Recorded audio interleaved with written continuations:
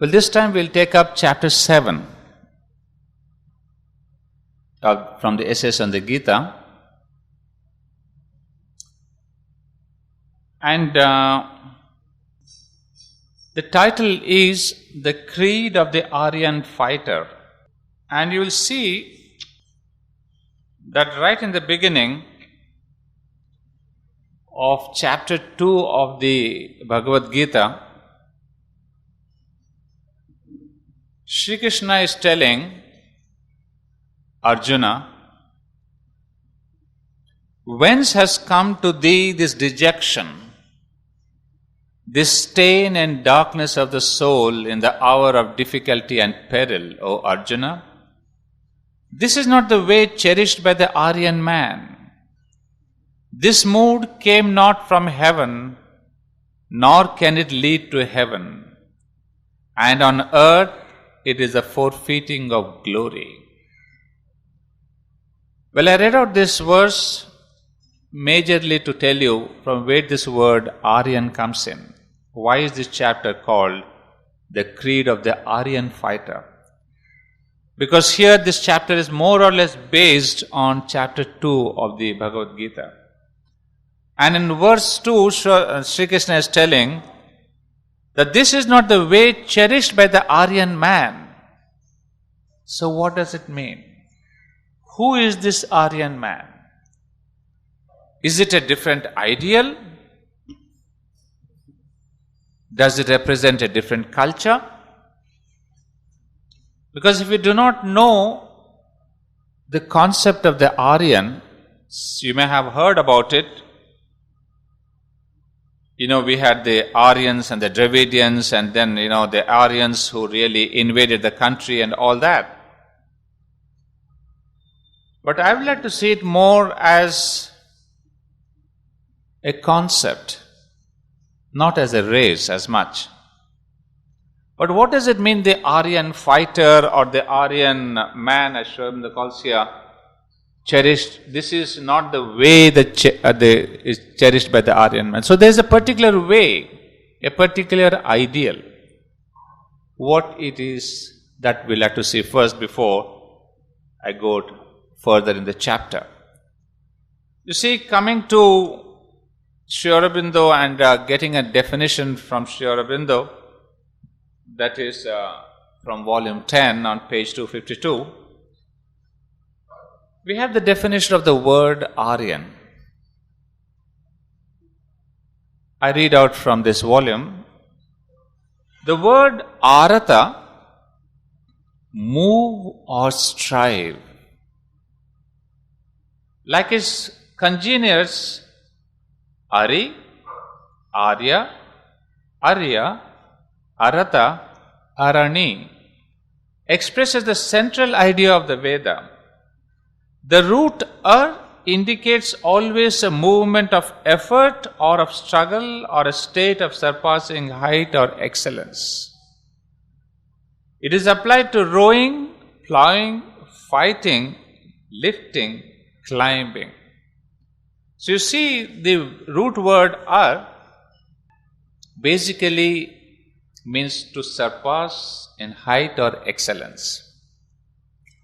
So whichever job involves this kind of a surpassing, as you're saying, fighting or plowing or lifting or climbing, all these words, they start with this word Ar.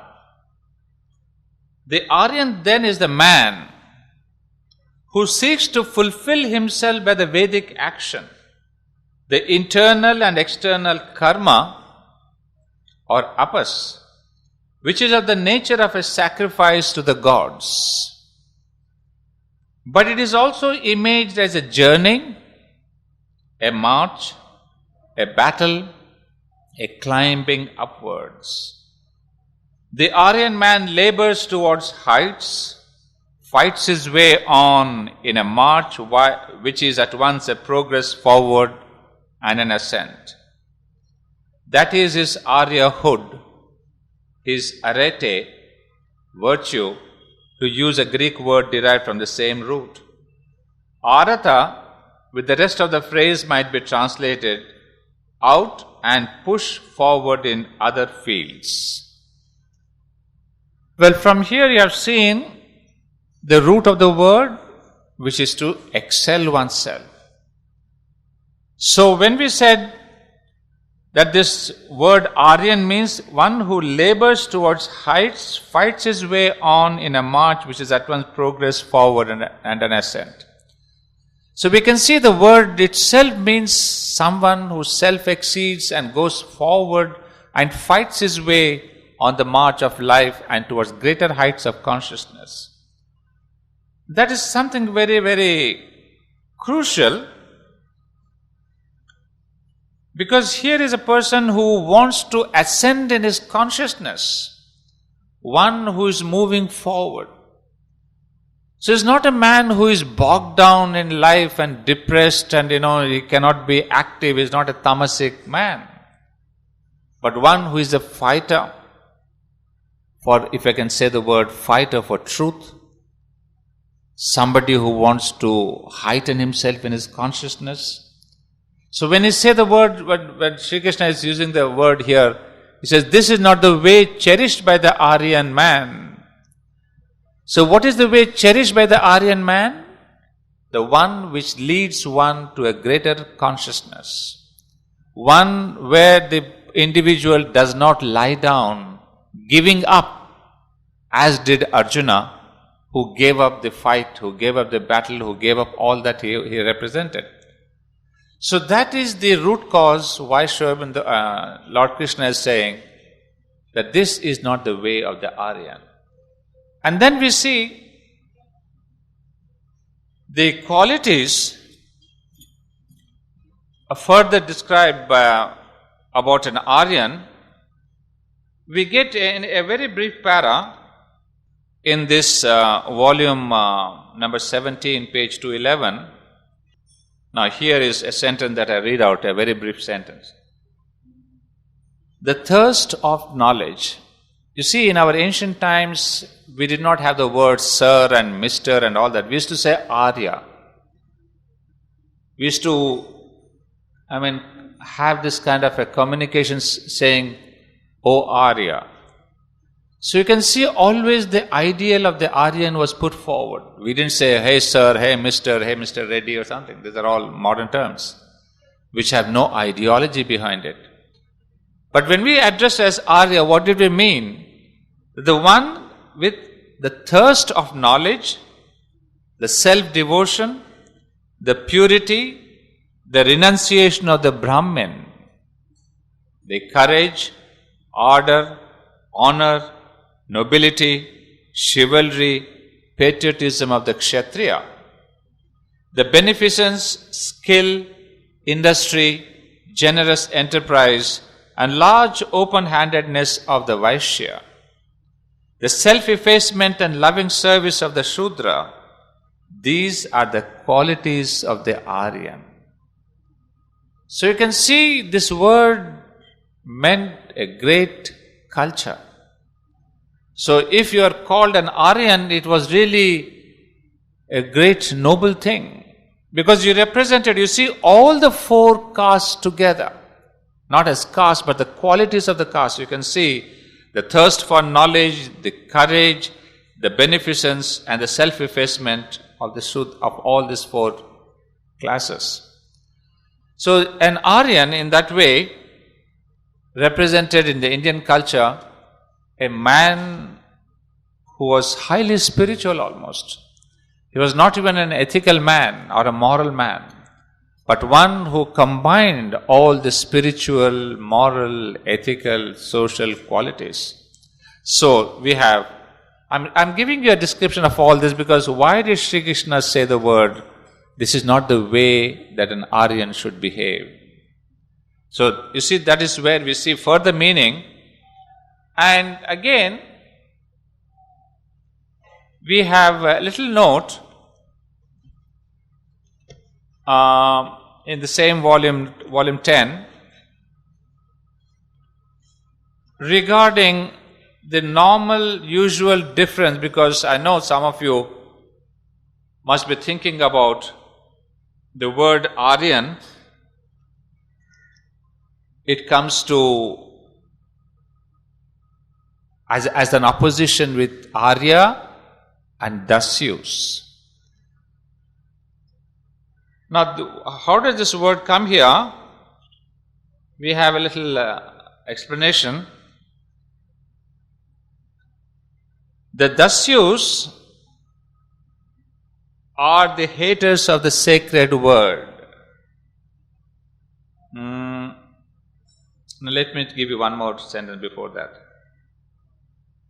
It says, we have seen not once but repeatedly that it is impossible to read into the story of Angirasas, Indra and Sarama, the cave of the Panis and the conquest of the dawn, the sun and the cows, an account of a political and military struggle between Aryan invaders and Dravidian cave dwellers. I am bringing down this problem from the concept to how it was used socially. You see, in India, there's the famous theory, as most of you must have heard by now, about the invasion of the Aryans. And that the South Indians are the Dravidians and the North Indians are the Aryans. This has been given to us thanks to the Germans and the British scholars and historians.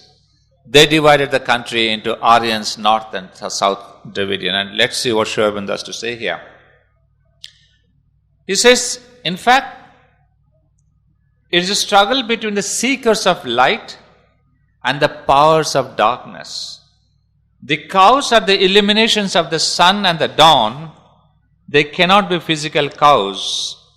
The wide, fear-free field of the cows won by Indra for the Aryans is the wide world of Swar, the world of the solar illumination, the threefold luminous regions of heaven.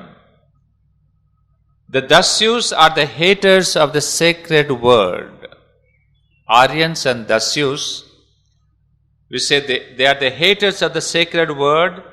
They are those who give not to the gods the gift or the holy wine, who keep their wealth of cows and horses and other treasure for themselves and do not give them to the seers. They are those who do not the sacrifice. We may, if we like, suppose that there is a struggle between the two different cults in India, and that the rishis took their images from the physical struggle between the human representatives of these cults and applied them to the spiritual conflict. But it is perfectly certain that in the Rig Veda, at least, it is the spiritual conflict and victory, not the physical battle and plunder of which they are speaking. But this has a background, to say that South Indians are Dravidians and the Dravidians are these Dasyus and our North Indians are Aryans and they are these people of light, etc. So this has been historically, spread by the foreigners and it got settled in our Indian psyche. So there is this problem of the North and the South, and today also you see in Maharashtra things happening against North Indians, and somebody in South would say they are the Northerners. See, all this is a humbug thing. Even on the racial level, Aurobindo would say, is not true, and I will read it out. So basically, let us understand the word Aryan and Dasyu. The Dasyus are symbolically haters of light, selfish people who keep things for themselves. And we have seen the word Aryan is one who is spiritual, who is noble, who really fights for a higher light of consciousness. So I can be a Dasyu and you can be an Aryan. It has nothing to do with race. But one who lives in a lower consciousness, he is the Dasyu. One who seeks for a higher consciousness is the Aryan. So he says, whatever may be the racial interpretations that were given later on, but at least in Rig Veda, it has no racial intonation at all. The conflict between Aryan and Dasyu is purely the conflict between light and darkness. It's purely a spiritual battle. Then, of course, he comes to discuss a few things. But there's one more detail. There are two great divisions of the Dasyus. The Panis, who intercept both the cows and the waters but are especially associated with the refusal of the cows. The Vritras, who intercept the waters and the light but are especially associated with the withholding of the waters. Now this is again a little important detail, because some of you who have gone into the Vedas, you would know that one of the most important stories in the Vedas is that of the Panis who have stolen the sun and they have hid it under the rocks in some cave. And also they have stolen the cows and hidden them away. So this is a simple story, but then what happens? The gods, they come down and then release these cows and release the sun and they take it back. Of course, I'm telling you in much simple terms, but you can imagine almost the whole Vedic philosophy is embedded in this single story. That means there is the involution and there is the evolution. The hiding of the sun under the rocks is nothing but the supramental sun which is there in the inconscient. According to Aurobindo's philosophy of involution, that is the supermind itself comes into the inconscient. That is the hiding of the sun in the inconscient. And then the gods coming, and when the gods come there, it is the question of, where they employ the different Sarama, and there are the different Agni, there's Indra. All these gods are sent to release. And there's a fight between the Panis, who are the Dasyus, the haters of light, and the gods. And it is this fight which is called the journey of the human life towards a higher spirituality. Because in all of us, the divine is hidden within. But to bring forth the divine, in Aurobindo's terminology, to bring out the psychic being and make him the ruler of life, that is the basis of Aurobindo's yoga also. But in Vedic terminology, they have given it as a battle between the light and darkness within man. Remember always that the Vedas is nothing but a complete study on the psychological level. It is not just stories and given to you as saying there is Indra and Varuna, Agni goes up and Agni brings down, nothing of the sort. Well, people have interpreted it in all kinds of ways. But Aurobindo would say it is basically psychological. Otherwise, just to tell you good stories, bedtime stories, is not the intention of the Vedas.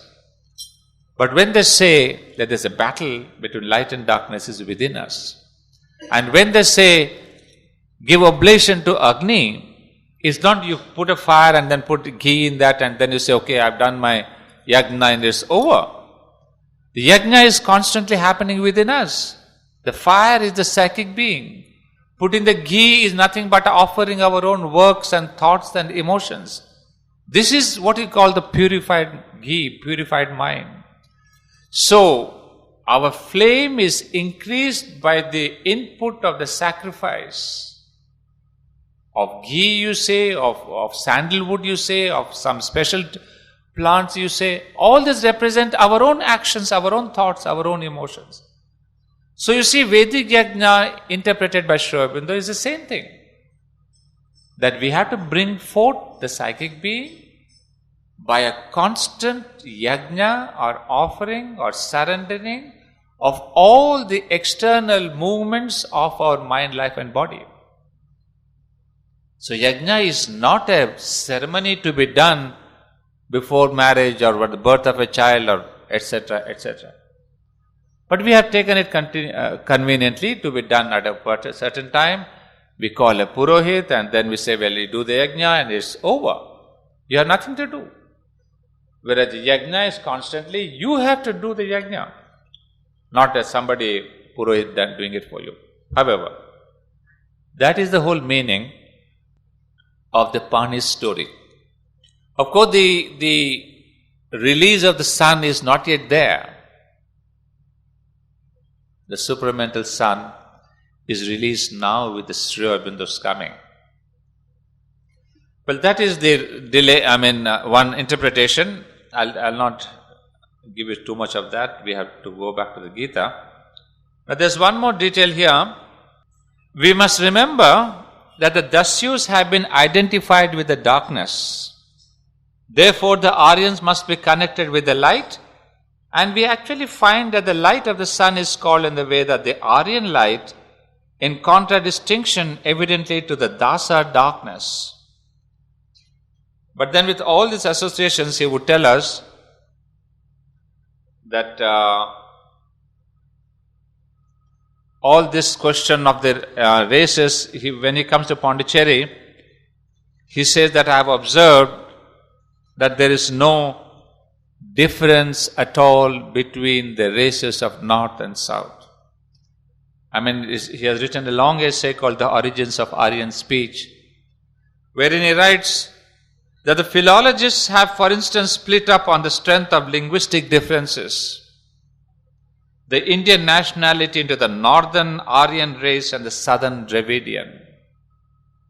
Dravidian, again the negative concept of the Dasyus. And it says, but sound observation shows a single physical type with minor variations pervading the whole of India from Cape Comorin to Afghanistan. So in one sentence, he knocks off all your theory of the Aryan invasion, that the North Indians have a different facial structure, that the South Indians have dark skin with a different facial structure. He says all that is nonsense. There are variations among the North. You don't say the UPites and the Biharis and the Bengalis are there, but yet to call them North Indians, Aryan race. He says similar are the variations down below in South. It doesn't mean there are only dark people here, there are not dark people in the North. Just all this is nonsense. In fact, the language is therefore discredited as an ethnological factor. And I'm reading those because unfortunately on this theory, there have been political parties which have been made, and you know what I mean.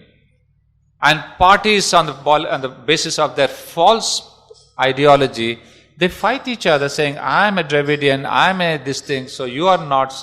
You see how deep this unnecessary falsehood has gone into our Indian concept. And we fight each other. Now you see, whole of India is being split up. Bombayis don't want the North Indians, South Indians don't want this, and North Indians don't want. What is this nonsense? It's only one single race. Look at Sri Aurobindo. It says, the races of India may be all pure Dravidians. If indeed such an entity as Dravidian race exists or ever existed. Or they may be pure Aryans. If indeed such an entity as an Aryan race exists or ever existed. Or there may be a mixed race with one predominant strain. But in any case, the linguistic division of the tongues of India into the Sanskritic and the Tamilic counts for nothing in that problem.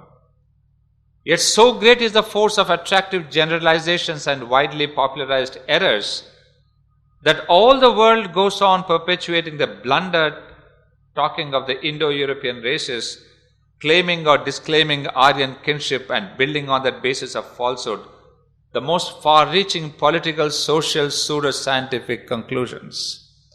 And the great Aryan thing that was taken up most violently by Hitler himself. He said the Aryans are superior to others, and others have therefore no right to exist. So you see, a simple falsehood can create so much of disharmony, so much of sadness and torture and suffering for humanity. So why we want to correct these things is, when Sri Aurobindo tells us about all these things, now we can at least ideologically understand. When Maharashtra is fighting for North and South, at least we Aurobindonians should know what the truth. Is there really a North Indian? Is there really a South Indian? Is there really the East or a Bengal or a West? It's nothing. Either we are all pure Dravidians or we are all pure Aryan. There's no invasion from outside. There's one homogeneous race in India. Because of the climatic factors, because of the geographical factors, my skin may be darker, your skin may be lighter because of our weathers. Nothing more than that. So, you see, long back, you can imagine this was sometime in 1980s, 1918. And it's only now that we have some books brought out against this theory. A good book you should read is by Michael Danino, The Invasion That Never Was. Because you see, and then also if you have time and energy and perseverance, read Amal Kiran, who was the first man to bring out in detail this question of the Aryan invasion. And subsequently there are other scholars who have brought out, and even now there are some Indian scholars, not Aurobindonians necessarily, who are coming out with this solution that there never was an Aryan invasion. You see, it is so sad to see all this, because what horrendous effects it has had on humanity. Just the question of I am an Aryan and you are not an Aryan. Hitler did that. In India we are doing that, and still now in India is being split up. And then we have so much of prejudice, mental prejudice. Really look deep within us. We suffer with a tremendous prejudice in our own country. Oh, I am a North Indian, he's a South Indian. Because prejudice of superiority. Prejudice means what? I think that I am superior to you because I am not. South says, I am more ancient than you, so all this nonsense must be erased at one stroke if we want to call ourselves truly Indians. In fact, long back, when Aurobindo had given the first message, if you remember, he said, India is free, but is it united? Then he said, one day India will be united. So he did foresee this kind of a divisive consciousness that will enter India after the Britishers have gone. And it's only now we see the worst of it. Everyone fighting for the little statehood. Everyone saying, no, let me be a Punjabi, let me be a UPI, let me be a Bihari, develop my state, all that thing. So this was all that I could say on a single word, Aryan. So you see the high concept we had, how it has come down to the racial level, and not only here in India, but in Germany it was taken up and translated into horrendous measures.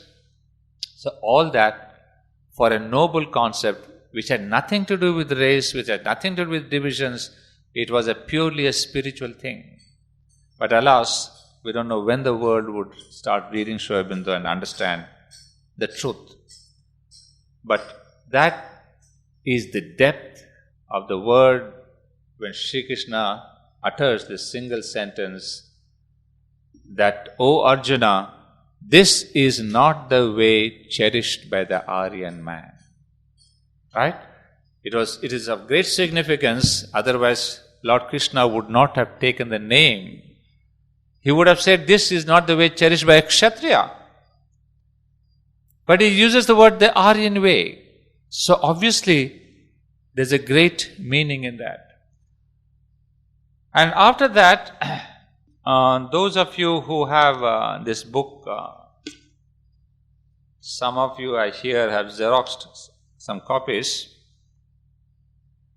But if you can go back in this book to page 45. If you have the book, please go to page 45. That is Man and the Battle of Life. That is the chapter. I'll just read out one para just to catch up with the present chapter. You see, the first concept was the Aryan fighter, which we have clarified.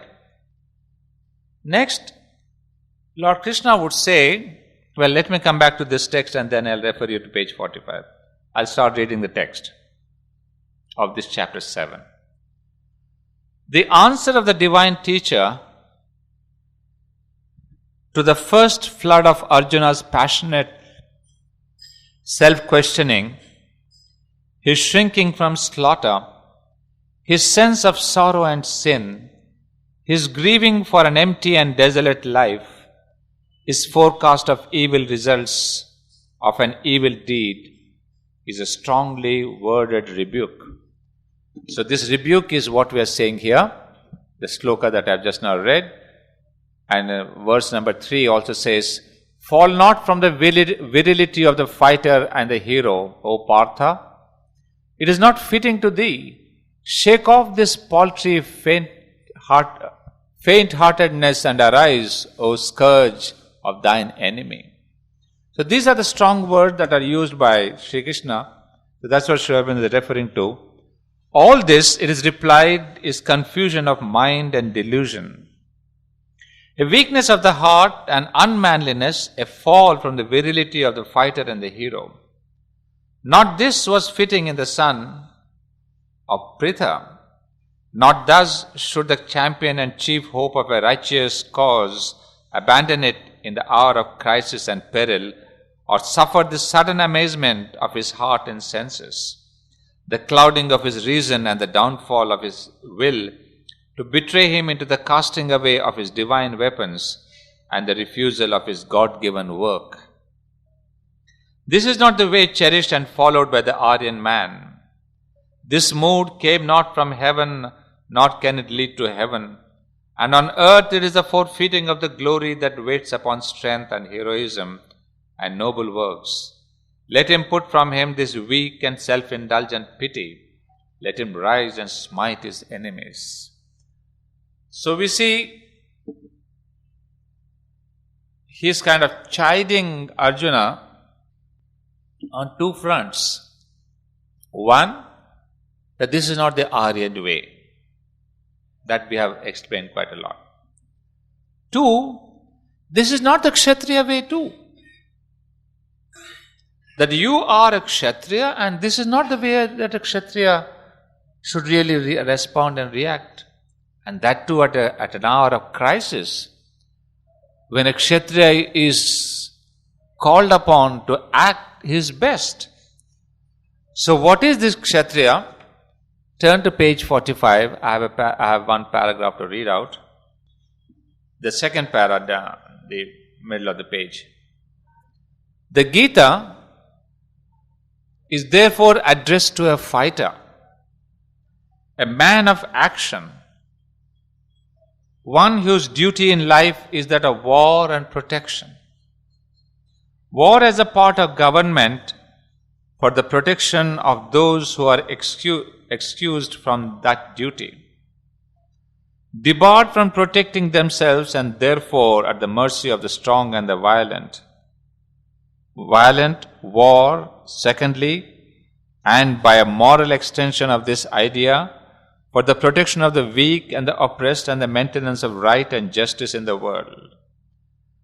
For all these ideas, the social and practical, the moral and chivalrous enter into the Indian conception of the Kshatriya, the man who is a warrior and the ruler by function and a knight and a king in his nature. Now see, this is of course we have all read this before, but I'd like to bring out another point here.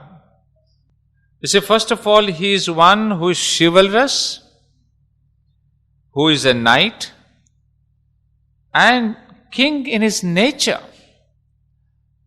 That means the Kshatriya person, although he is dynamic, full of the Rajasic energy, but he is one who has the control over his Rajas. That's what is important. And here he says, the second idea is the protection of the weak and the oppressed and for the maintenance of right and justice in the world. Now just come to the next line, next para, I'll continue, then I'll explain perhaps. Continue the same para, turn to page 46 and you will see the sentence. The ancient Indian civilization laid peculiar stress on the individual nature, tendency, temperament, and sought to determine by the ethical type, function, and place in the society. Nor did it consider man primarily as a social being or the fullness of his social existence at the highest ideal, but rather as a spiritual being in the process of formation and development, and his social life, ethical law, play of temperament, and exercise of function as means and stages of spiritual formation. You see, this is the ideal that we had in the ancient Indian civilization, where Aurobindo says that system differed from the modern in its conception. To the modern mind, man is a thinker, worker, or producer, and a fighter all in one. And the tendency of the social system is to lump all these activities and to demand from each individual his contribution to the intellectual, economical, military life and the needs of the community without paying any heed to the demands of his individual nature and temperament. This is a concept which I think we discussed last time, but I'm bringing it in relation to the present one. The advantage of this classification of Kshatriya, Brahmin, Vaishya, Shudra, etc. was that first of all, the Indian concept, as it says, focused upon the individual nature and temperament. It is what we said, the Swabhava. And because they did not take man in a utilitarian sense, but what is your Swabhava, that you fulfill, and by fulfilling your Swabhava, you contribute to the society. So they said, it's not that I want classification, is a Brahman is a higher, or Kshatriya is lower, or Shudra is the last one. No. This is a corrupted form of the classes. But there's nothing wrong to say that this is your temperament. I mean, maybe say, I'm a kind of now so-called attributed to as a philosopher and man of knowledge, etc. So this becomes my temperament, my nature. If I were to start getting into the Vaishya, that means, the production of money and the harmony and all that. It's just that I can't do that. It's not my temperament, my nature. So, if I can do this knowledge works well, I contribute to the social growth. But if you say, no, Anand Reddy, you have also to start earning money and doing the Vaishya job, it's not that I don't want to do, it's nothing less or more, it's less respectable or more respectable. It's just that by doing that, I may not be able to contribute much to the social growth or to my own growth. And to tell you frankly, I did try it out and I was a miserable failure. I started a business, called it Aroma Chemicals. I was an agent for distributing chemicals to laboratories. And for 2 years I did tried my hand out, as we say. I used to distribute chemicals to our industrial estate, take orders for acetic acid and this, I don't even know the hydraulic acid. There's something called hydraulic acid? No. Hydrochloric acid is there. So, chemistry was my weakest subject when I was a student, and I think mother played a good joke on me. I had to relearn all my chemistry, at least the names, because when I had to take down the names, if I said hydrochloric or hydraulic, you know what it means. So I had to get back my chemistry, take the orders and supply. And my wife would vouch for it that I hardly ever got profit out of that. Because, the supply and the demand were equal and I hardly brought back any money at home. But what I sold was not the chemicals, but Aurobindo's books. Not sold knowledge. I used to speak to them about, because when I gave my, the visiting card, they said double MA and philosophy and literature. It says, hey, you are in the wrong place or the wrong man. Because, double MA with literature and philosophy selling chemicals would say, what is this nonsense? So, then I had to talk to them and talking to them about Aurobindo and all that. That's good. But business was a failure. So that's what we say, there has got to be a temperament which suits, and that is what our ancient system really emphasized upon. Not the classes to separate the society. but to bring in that what you can do best, do that. It's as simple as that. But that is where Sri Aurobindo says the demands of his individual nature and temperament